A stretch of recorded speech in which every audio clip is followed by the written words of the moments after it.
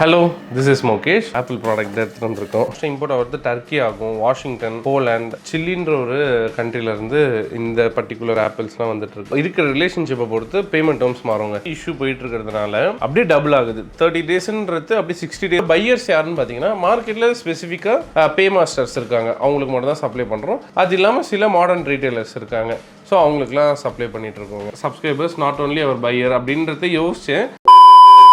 Hello, this is Mukesh. இப்போ நம்ம எங்கே இருக்கோம் பார்த்தீங்களா, புதுசாக இருக்குது செட்டப். என்னோட ஆஃபீஸில் தான் இருக்கும். ஸோ கொஞ்சம் எப்போயுமே ஃபீல்டில் போய் எடுக்கிறோம், அதை தாண்டி கொஞ்சம் டிஃப்ரெண்ட்டாக ட்ரை பண்ணலாம்னு தான் இந்த வீடியோ இருக்க போகுது. ஸோ ஃபஸ்ட்டு நம்ம வந்து ஒரு அன்பாக்ஸ் பார்த்துருவோம். ஸோ இது பார்த்தீங்கன்னாலும் தெரியும், என்னென்னு கெஸ் பண்ணியிருப்பீங்க. ஆப்பிள் தான், ஆப்பிள் ப்ராடக்ட் எடுத்துகிட்டு வந்திருக்கோம். இந்த ப்ராடக்ட் தாங்க. இப்போ ஆப்பிள் ப்ரோ ஒரு அளவுக்கு தான் ப்ரோ எல்லாமே.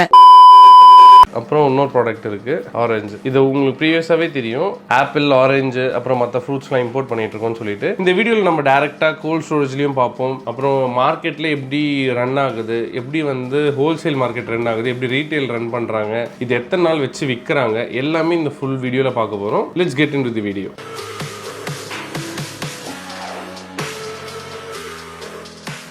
இது வந்து ஆரஞ்சுன்னு நம்ம சொல்லுவோம், பட் ஆனால் இதுக்கு இன்னும் 2 நேம் இருக்குது. மால்டான்னு சொல்லுவாங்க, வெலன்சியான்னு சொல்கிறாங்க. ஸோ ஒரு பையர்ஸோ ஒரு சப்ளையர்ஸ் வந்து ஒரு நேம் வச்சுருக்காங்க. இன்டர்நேஷ்னல் டேர்ம்ஸில் வெலன்சியா, மால்டா, ஆரஞ்சு எல்லாமே வந்து சொல்கிறது தான். ஆப்பிள்லையும் பார்த்தீங்கன்னா நமக்கு தெரிஞ்சது ஆப்பிள், அதை தாண்டி வந்து டெய்லி ஆப்பிள்னு ஒரு வெரைட்டி இருக்குது. ஆப்பிள்லேயும் நிறைய வெரைட்டிஸ் இருக்குது. இப்போ நீங்கள் பார்த்தீங்கன்னா இந்தியாவில் மோஸ்ட்டாக இம்போர்ட் ஆகிறது டர்க்கி ஆகும், வாஷிங்டன், போலாண்ட், சில்லின்ற ஒரு கண்ட்ரிலேருந்து இந்த பர்டிகுலர் ஆப்பிள்ஸ்லாம் வந்துட்டு இருக்கு. மோஸ்ட்டாக நம்ம இது பண்ணுவோம் பார்த்தீங்கன்னா டர்க்கி வெரைட்டி பண்ணுவோம், ஏன்னா லைஃப் கொஞ்சம் வித் ஸ்டாண்ட் பண்ணும், எல்லாமே வித் ஸ்டாண்ட் பண்ணும்.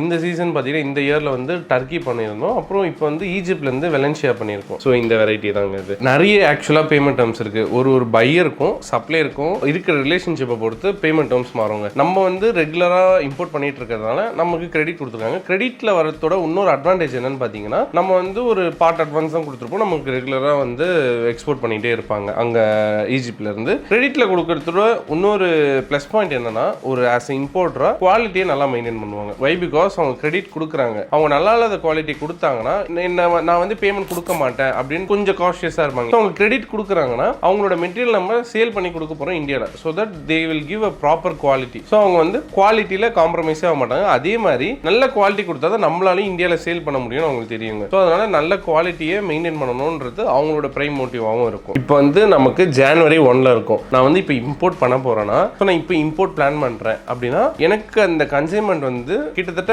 மார்ச் மாசம் எனக்கு இந்தியாவுக்கு வரப்போகுதுன்னா நான் ஜனவரி மாசமே பிளான் பண்ணுவோம். ஏன்னா நான் வந்து ஒரு அட்வான்ஸோ இல்லை என்னோட பையர் கிட்ட, என்னோட சப்ளையர் கிட்ட வந்து நான் கன்ஃபர்மேஷன் கொடுக்குறேன், ஆர்டர் வந்து எனக்கு இது வேணும் அப்படின்னு கன்ஃபர்மேஷன் கொடுக்குற ஒரு கண்டெய்னர்னா, அவர் வந்து நமக்கு ஏற்ற பேக்கிங் எல்லாமே முடிச்சுட்டு கண்டெய்னர் லோடிங் பண்றதுக்கு ஒரு 1 வீக் டைம் எடுத்துக்கிறது. ஸோ ஜனவரி 1 நான் ஆர்டர் பிளேஸ் பண்றேன்னா ஜனவரி 10 போல நமக்கு ஷிப்மெண்ட் ஆகுது ஃப்ரம் ஈஜிப்டோ. அந்த கண்ட்ரில இருந்து நமக்கு லோடு ஏறுதுன்னு வச்சுக்கலாம். 25 to 30 டேஸ்க்குள்ள மேக்ஸ் வந்துடும். பட் ஆனால் இப்போ கரண்டாக ரெட்ஸ் இஷ்யூ போயிட்டு இருக்கிறதுனால அப்படியே டபுள் ஆகுது. 30 டேஸ்ன்றது அப்படி 60 டேஸ் ஆகிட்டு இருக்கு. ஆக்சுவலாக ஆப்பிள் நாங்கள் இம்போர்ட் பண்ணும்போது ரெட்ஸ் இஷ்யூ டர்க்கிலேருந்து வர்றது ஒரு 35 to 40 டேஸ் ஆகிறது, 60 to 65 டேஸ்க்கு மேலே ஆயிடுச்சு. ஒரு ப்ராடக்ட்டை முந்திரி, கேஷ்யூ நட் வந்து இம்போர்ட் பண்ணுறோன்னா அதோட டிரான்சிட் டைம் பார்ப்போம். இந்தியாவில் எப்போ அதுக்கு சீசன் இருக்குன்னு பார்த்துட்டு, இப்போ ஃபார் எக்ஸாம்பிள் இந்தியாவில் வந்து அது மார்ச் மாதம் சீசன் இருக்குன்னா நாங்கள் எப்படி கால்குலேட் பண்ணுவோம், டிரான்சிட் ஒரு 30 டேஸ் இருக்குன்னா நாங்கள் அதுக்கு முன்னாடி ஜனவரி மாதமே பிளான் பண்ணிடுவோம். ஸோ ஜனவரி மிட்ல வந்து நம்ம ஷிப்மெண்ட் அங்கேருந்து பிளான் பண்ணுவோம். எனி கண்ட்ரிலேருந்து நம்ம இந்தியாவுக்கு இம்போர்ட் பண்ணுறோம்னா ப்ரீ பிளான் பண்ணுறதுனால ஒரு 30 டேஸ் 40 டேஸ் முன்னாடி அதை பிளான் பண்ணி கரெக்டாக இந்தியாவில் எப்போ சீசன் இருக்கும் அந்த டைம்ல கொண்டு வரும்.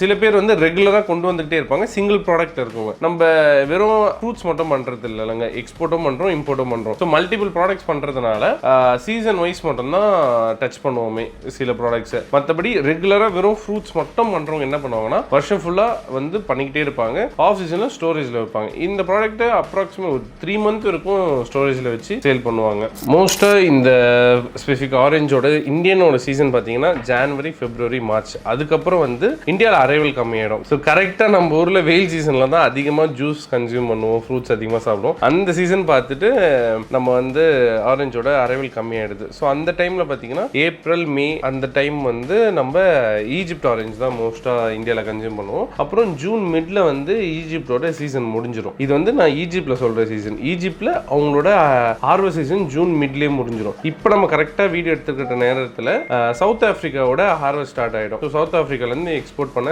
ஸ்டார்ட் பண்ணுவாங்க வேர்ல்டு ஃபுல்லாக, நாட் ஓன்லி டு இந்தியா. அப்புறமா சவுத் ஆஃப்ரிக்கா அது ஒரு ஜூன் ஜூலை ஆகஸ்ட் வரைக்கும் அவங்களோட அரைவல் இருக்கும். நமக்கு வந்துட்டு இருக்கிறது பார்த்தீங்கன்னா செப்டம்பர் அக்டோபர் இருக்கும் கூட வந்துகிட்டே இருக்கும். ஏன்னா பார்த்தீங்கன்னா ஆகஸ்ட் எண்டில் ஹார்வெஸ்ட் பண்ணிட்டு நமக்கு பேக் பண்ணி அனுப்புறாங்கன்னா இங்கே ஒரு டிரான்சிட் ஒரு சவுத் ஆஃப்ரிக்காலேருந்து ஒரு 25 days 30 days இருக்கு. இங்கே வந்து அதை கோல்ட் ஸ்டோரேஜில் வச்சு விற்கிறாங்கன்னா ஒரு ஆகஸ்ட் நம்ம தீபாவளி சீசன்லாம் கூட இந்த பர்டிகுலர் வெரைட்டி தனி ரேட்டு போகும். நம்ம ஊரில் வரத கமலா ஆரஞ்சுன்னு கூட சொல்லுவாங்க. பட் ஆனால் நம்ம இம்போர்ட் பண்ணுறது இதோட நேம் என்னன்னு பார்த்தீங்கன்னா வெலன்சியா, ஈஜிப்ட் ஆரஞ்சுன்னு சொல்லுவாங்க. அவங்க ஊரில் ஈஜிப்ட் வெலன்சியான்னு சொல்கிறாங்க. இந்தியாவில் இதோட சீசன் எப்போ நம்ம பார்க்குறோம்னா செப்டம்பர் அக்டோபர் நவம்பர் டிசம்பர் ஜனவரி பிப்ரவரி மார்ச் இருக்கும் இதோட சீசன். இந்த சீசன் எல்லாமே பார்த்தீங்கன்னா ஓரளவுக்கு நம்ம ஊரில் சில் கிளைமேட் இருக்க டைம் தான். செப்டம்பர் அக்டோபர்லாம் கொஞ்சம் மழை சீசன் ஸ்டார்ட் ஆகும். நவம்பர் டிசம்பர்லாம் கொஞ்சம் வின்டர் ஸ்டார்ட் ஆகிடும். திருப்பி நமக்கு ஜனவரி பிப்ரவரிலாம் அதே கொஞ்சம் நல்ல கிளைமேட்டாக தான் இருக்கும். மார்ச் நமக்கு எப்போ வெயில் ஸ்டார்ட் ஆகுதோ அப்போ வந்து நமக்கு ஆரஞ்சோட சீசன் கம்மியாயிடும். ஆனால் சாத்துக்குடி பார்த்தீங்கன்னா வருஷம் ஃபுல்லாக கிடைச்சிட்டே இருக்கும். அதுவும் இல்லாமல் இது வந்து கொஞ்சம் ப்ரீமியம் ரேட்டு. சாத்துக்குடி நம்ம நார்மலாக உரிச்சு சாப்பிட முடியாது, ரொம்ப புளிப்பாக இருக்கும். ஜூஸுக்கு தான் இது சூட் ஆகும். ஆனால் இந்த ஆரஞ்சு மால்டா இல்லை வெலன்சியா பார்த்தீங்கன்னா நம்ம நார்மலாக உரிச்சே சாப்பிடலாம், கொஞ்சம் ஸ்வீட்னஸாக இருக்குங்க. இந்த பர்டிகுலர் ஆரஞ்சை இம்போர்ட் பண்ணுறதுக்கு ரெக்வயர்ட் டாக்குமெண்ட்ஸ், இம்போர்ட் கிளியரன்ஸ் பண்ணுறதுக்கு என்னென்ன டாக்குமெண்ட்ஸ் தேவைப்பட்டுச்சுன்னு பார்த்தீங்கன்னா ஃபர்ஸ்ட் வந்து ஜென்ரலாக ஒரு இம்போர்ட் பண்ணுறாங்கன்னா அந்த ஒரு கம்பெனிக்கு வந்து ஐ கோடு இருக்கணும், இம்போர்ட் எக்ஸ்போர்ட் கோடுன்னு சொல்லிட்டு. ஸோ அந்த டாக்குமெண்ட் கேட்பாங்க. அடுத்தது வந்து சென்ட்ரல் எஃப்எஸ்எஸ்ஐ வேணும். அந்த சென்ட்ரல் எஃப்எஸ்எஸ்ல இந்த ப்ராடக்ட்டை நம்ம லிஸ்ட் பண்ணியிருக்கோமா அப்படின்றத நம்ம மேக் ஷூர் பண்ணிக்கணும். அடுத்தது பார்த்தீங்கன்னா நம்ம அந்த கண்ட்ரில இருந்து சில டாக்குமெண்டேஷன் நம்மளோட சப்ளையர் கிட்ட இருந்து வாங்கணும். அது எப்படி நம்ம தெரிஞ்சுக்கிறதுனா இங்க நமக்கு இந்தியாவில் யாரு கிளியரன்ஸ் பண்ணி தர போறாங்களோ அந்த ஏஜென்ட் கிட்ட நாங்கள் இந்த ப்ராடக்ட் தான் இம்போர்ட் பண்ண போறோம். ஸோ இது இம்போர்ட் பண்றதுக்கு ரெக்வயர்ட் டாக்குமெண்ட் என்னென்ன தேவை அப்படின்னு சொல்லிட்டு நம்ம கேட்டோம்னா அவங்க ஒரு லிஸ்ட் கொடுப்பாங்க. அதை வந்து நம்மளோட சப்ளையர் காமிச்சு அந்த ரெக்வயர்ட் டாக்குமெண்ட் எல்லாம் நம்ம ப்ராடக்ட் வந்து இந்தியாவுக்கு வர்றதுக்கு முன்னாடி நம்ம ப்ரிப்பேர்டாக வச்சுக்கணும். லாஸ்ட் டைமில் வந்து நம்ம ரஷ் பண்ணக்கூடாது. ஏன்னா சில கரெக்ஷன்ஸ் இருக்கும், அதை அமெண்ட் பண்ணுற மாதிரி இருக்கும். ஸோ நிறைய ப்ரொசீஜர் இருக்கிறதுனால எல்லாமே ப்ரீ பிளான் பண்ணி வச்சுக்கிட்டா நமக்கு சேஃபாக இருக்கும். நாங்கள் ரெகுலராக பண்ணுறதுனால எல்லாமே ப்ரீ ஸ்கெடியூலாக இருக்கும். ஸோ இந்த ஒரு ப்ராடக்ட் பண்ண போகிறோம்னா இதுதான் ஒரு செக்லிஸ்ட், இதில் எல்லா டாக்குமெண்ட்ஸும் வந்துருச்சா அப்படின்னு சொல்லுவோம். இல்லை இந்த ஒரு இயருமே வந்து கஸ்டம்ஸும் சரி மற்ற எஃப்எஸ்எஸ்ஐ டிபார்ட்மெண்ட்டு பிக்யூ டிபார்ட்மெண்ட் எல்லாமே அப்டேட் பண்ணிகிட்டே இருப்பாங்க. ஸோ அவங்களோட அப்டேஷன் ஏற்ற மாதிரி நம்மளும் நம்ம ஏஜென்ட் கிட்ட கேட்டு இப்போ கரண்ட் இயர்ல என்ன டாக்குமெண்ட்ஸ் கேட்குறாங்க அதை வந்து நம்மளோட சப்ளையர் கிட்ட வாங்க முடியுமா, இம்போர்ட் பண்றதுக்கு முன்னாடியே அதெல்லாம் பிளான் பண்ணிடுவோம். இன்கேஸ் சில டாக்குமெண்ட்ஸ் வந்து நம்மளால வாங்க முடியலன்னா அந்த ப்ராடக்ட்டை இந்தியாவில் இம்போர்ட்டே பண்ண முடியாது. சில கண்ட்ரில இருந்து சில ப்ராடக்ட்டை நம்ம இந்தியாவில் கொண்டு வர முடியாது. ஃபார் எக்ஸாம்பிள் உங்களுக்கு சொல்றேன், அவகாடோ வந்து ஸ்ரீலங்காலேருந்து இந்தியாவுக்கு கொண்டு வர முடியாது. கஸ்டம்ஸ் நார்ம்ஸ் படி எந்த பிரச்சனையுமே இல்லை. ஆனால் பிக்யூன்னு ஒரு டிபார்ட்மெண்ட் இருக்கு, பிளான் குவாரண்டைன், அவங்க வந்து பேன் பண்ணியிருக்காங்க ஸ்ரீலங்காலேருந்து அவகாடோ வந்து இந்தியாவில் இம்போர்ட் பண்ணக்கூடாதுன்னு சொல்லிட்டு. ஸ்பெசிஃபிக்காக நம்ம ஃப்ரூட்ஸில் போனோம்னா நிறைய ரெகுலேஷன்ஸ் இருக்கு. இதெல்லாம் தான் பண்ணணும், இதெல்லாம் பண்ணக்கூடாது, இதுக்கு இவ்வளோதான் டியூட்டி. ஸோ ஒரு ப்ராடக்ட்டுக்கு ஒரு விதமான டியூட்டி ஸ்ட்ரக்சர் இருக்கு. அதுவும் ஒரு ஃபினான்ஷியல் இயரும் வேரி ஆகிட்டே இருக்குங்க. மெயினாக வந்து இப்போ நான் ஒரு இம்போர்ட்டர், இந்த வந்து கிளியரன்ஸ் யாருக்கிட்ட பண்ணுவோம்னா இதில் ஸ்பெஷலைஸ்டாக எந்த கிளியரிங் ஏஜென்ட் இருக்காங்களோ ஃப்ரூட்ஸ் மட்டுமே கிளியர் பண்ணி அவங்க வந்து மார்க்கெட்லேயோ அந்த சிஹெச்ன்னு சொல்லுவோம், கஸ்டம்ஸ் ஹவுஸ் ஏஜென்ட், அந்த ஏஜென்ட்ல ஸ்பெசிஃபிக்காக அவங்க ஃப்ரூட்ஸ் மட்டும் ஹேண்டில் பண்ணுவாங்க. அந்த மாதிரி சிஹெச் கிட்ட மட்டும் தான் இந்த ப்ராடக்ட்டை நாங்கள் இம்போர்ட் கிளியரன்ஸ் கொடுப்போம். இப்போ எக்ஸ்போர்ட் பண்ண போகிறோம், ஒரு ப்ராடக்ட் எக்ஸ்போர்ட் பண்ணுறோம்னா அதுக்குன்னு ஸ்பெசிஃபிக்காக இப்போ சில்லி பண்ண போகிறோம், ரெட் சில்லி பண்ண போகிறோம்னா ரெட் சில்லி மட்டும் பண்ணுற சிஹெச்எஸ் இருப்பாங்க. அவங்க கிட்ட தான் அந்த ப்ராடக்ட்டை கொடுத்து கிளியரன்ஸ் பண்ண சொல்லுவோம், எக்ஸ்போர்ட் கிளியரன்ஸ். எதுக்காகனா அவங்க கிட்ட இருக்க ஸ்டாஃப்ஸும் அவங்க கிட்ட இருக்க ஒர்க்கர்ஸும் அதுக்கேற்ற மாதிரி ஸ்பெஷலைஸ்டாக இருப்பாங்க. இப்போ சில்லியை எடுத்துக்கலாம் எக்ஸாம்பிள், ஒரு கண்டெய்னர் ஸ்டஃபிங் பண்ணோம்னா நார்மலாக பண்ண முடியாது, அது அப்படியே அமுக்கி பண்ணணும். ஸோ நார்மல் ஒரு ஒர்க்கர் லேபர்ஸ் இருக்காங்கன்னா அது பண்ண முடியாது. ஏன்னா சில்லியில் வந்து பயங்கரமாக நெடியேறும். இதே ஒரு ஸ்பெசிஃபிக் ஒரு செட் ஆஃப் லேபர்ஸ் அதுக்காகவே டெடிகேட்டடாக இருக்காங்கன்னா அவங்க ஃபுல்லாக ட்ரெயின் ஆகிருப்பாங்க. ஸோ அவங்களுக்கு தெரியும் சில்லினா இப்படி தான் நம்ம பண்ணணும். ஒரு தெரியாத ஒருத்தர்கிட்ட ஒரு வேலையை கொடுத்த மாதிரி ஆகிடும். நம்ம தெரியாத ஒரு ஏஜென்ட் கிட்ட போயிட்டு ஒரு பொருளை கொடுத்து இம்போர்ட் கிளியரன்ஸோ இல்லை எக்ஸ்போர்ட் கிளியரன்ஸோ பண்ண சொல்றது. இது வந்து ஆக்ரோ கமோடிட்டிக்கு மட்டும் இல்லை, கெமிக்கல்ஸ் ஆகலாம், இன்ஜினியரிங் ஐட்டம்ஸ் ஆகலாம், கிளாத் ஆகலாம், எல்லாத்துக்குமே இது வந்து சூட்டபிள் ஆகும். ஒரு சிஹெச் கஸ்டம்ஸ் ஆஃப் ஏஜென்ட்டும் ஒன்று ஸ்பெஷலைஸ்டாக இருப்பாங்க. அதை பார்த்து ஆஸ் எ இம்போர்ட்டரா எக்ஸ்போர்ட்டரா கொடுத்தாலே போதும், ஸ்மூத்தாக அவங்களே ஹேண்டில் பண்ணிப்பாங்க. அதுக்கேற்ற சார்ஜஸ் நம்ம பே பண்ணிட்டு போயிட போகிறோம். ஸோ அது எல்லாமே காஸ்ட் நம்ம பண்ணி அரைவ் பண்ணி தான் நம்ம இந்த ப்ராடக்ட்டை சேல் பண்ண போகிறோம். ஸோ அதனால நமக்கு எந்த இஷ்யூவும் கிடையாது. ஒரு சிஹெச் கிட்ட எல்லாமே கொடுத்துட்டா நம்ம போயிட்டு நானா எல்லாமே பண்ணணும்னு நினச்சிட்டு அங்கே நம்ம இன்வால்வ் ஆகணும்னா நம்ம எங்கேயாச்சும் ஒரு இடத்துல லேக் ஆகும். ஏன்னா அவங்களோட ஃபுல் ஒர்க்கே அதுதான் இருக்கும். ஒரு சிஹெச்சோட ஒர்க்கு கஸ்டம்ஸ்க்கு போகிறது,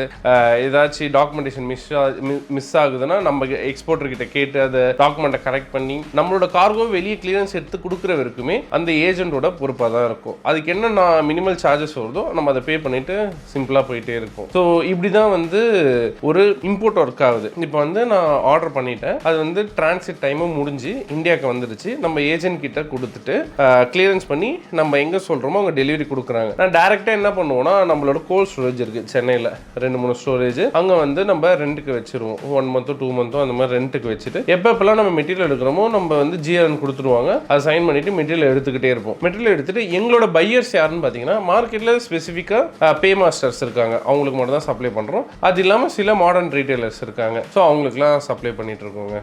இதே சீசனில் லாஸ்ட் இயர்லாம் பார்த்தீங்கன்னா நம்ம சேனல் ஸ்டார்ட் பண்ணலை. ஸோ இந்த டைமில் நமக்குன்னு ஒரு செட் ஆஃப் சப்ஸ்கிரைபர்ஸ் இருக்காங்க. why not we give to our subscribers not only our buyer அப்படின்றத யோசிச்சேன். சரி நான் ஆஃபீஸ் டிஸ்கஸ் பண்ணேன், சரி ஓகே நம்ம கொடுக்கலாம் அப்படின்ற மாதிரி தான் டிஸ்கஸ் பண்ணி இது பண்ணியிருந்தோம். சரி இது வந்து நான் வந்து ஒரு கூகுள் ஃபார்ம் தரேன், ஸோ நீங்கள் அதில் ஃபில் பண்ணுங்கள், எப்படி ரெஸ்பான்ஸ் இருக்குன்னு பார்த்துட்டு அதுக்கேற்ற மாதிரி நம்மளோட சப்ஸ்கிரைபர்ஸும் நம்ம கிட்ட வந்து பை பண்ணிக்கிறாங்கன்னா. பட் ஆனால் நம்ம இது வரைக்குமே ஹோல்சேலில் தான் கொடுத்துட்டு இருந்தோம். ரீட்டைலில் வாங்குறாங்கன்னா சென்னையில இருந்து வாங்க போகிறாங்கன்னா நம்மளோட ஷாப் கோயம்பேட்டில் இருக்குது, அங்கே கூட வந்து வாங்கிக்கலாம். அப்படி இல்லை வேற ஊரில் இருக்காங்கன்னா நான் அது எப்படின்றத பிளான் பண்ணுவோம். பட் ஆனால் உங்கள் ரெஸ்பான்ஸ்க்கு எப்படி இருக்குன்றதுக்கு ஏற்ற மாதிரி ஃபியூச்சரில் நம்ம பிளான் பண்ணிக்கலாம். பட் ஆனால் இது வரைக்குமே நாங்கள் ரீட்டைல் என்டர் ஆகலை. ஸோ ஃபர்ஸ்ட் டைம் வந்து இந்த வீடியோ மூலமா நான் சொல்கிறேன். So let's see the response and we'll proceed further.